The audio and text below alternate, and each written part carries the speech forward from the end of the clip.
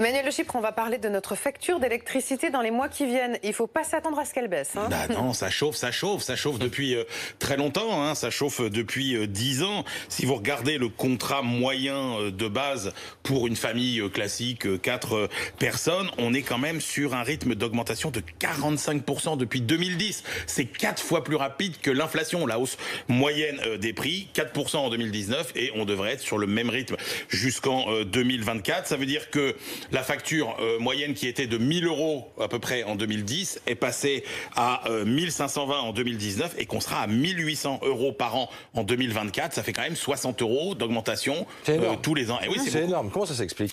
En fait, il y a 3 composantes dans le prix d'électricité qui représentent chacune à peu près un tiers de la facture. Il y a le coût de l'électron, donc les centrales qu'il faut faire tourner. Il y a le coût du transport, ça c'est les lignes à haute tension. Et puis il y a la fiscalité évidemment.